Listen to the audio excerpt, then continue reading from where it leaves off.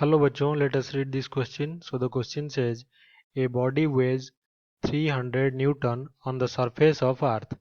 तो अर्थ के सरफेस पे जो बॉडी है उसका वेट कितना है 300 Newton. How much would it way on the surface of A planet.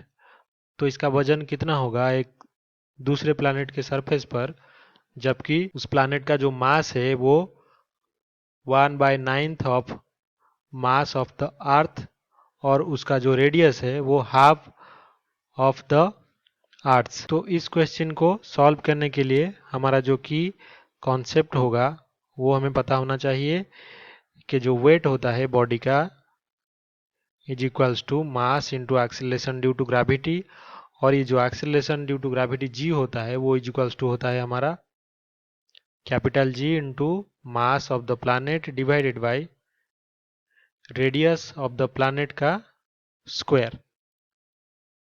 तो अभी इसी को पुट करके हम फाइंड आउट करने वाले हैं कि जो वेट है बॉडी का दूसरे प्लैनेट पे कितना होगा. तो हम अभी लिख सकते हैं कि given weight of the body on earth is equals to M into G, और ये कितना है 300 न्यूटन. तो अभी लेते हैं कि let g dash is equals to acceleration due to gravity on the planet. तो अभी जी डैश जो इज इक्वल्स टू कितना होगा कैपिटल जी इंटू जो मास है उसका वो अर्थ के मास से 1/9 है, तो 1/9 इंटू मास ऑफ अर्थ, और जो रेडियस है वो कितना है अर्थ के रेडियस के आधा है, तो r डिवाइडेड बाय 2 और इसका होल स्क्वायर. तो इसको अगर सिंप्लीफाई करें तो ये हो जाएगा 4/9 g capital M by R square.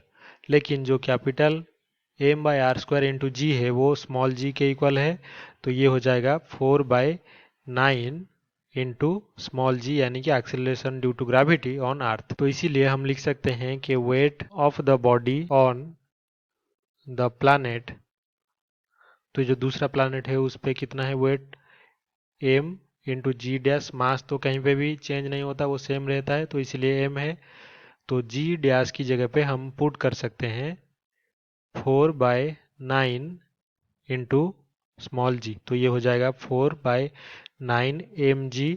तो mg का वैल्यू हमें पता है कि 300 न्यूटन है, तो यहाँ पे पुट कर सकते हैं कि 4/9 इंटू 300 न्यूटन, और इसको सॉल्व करने पर हमारा जो वेट होगा of the body on the planet is equals to 133.33 Newton.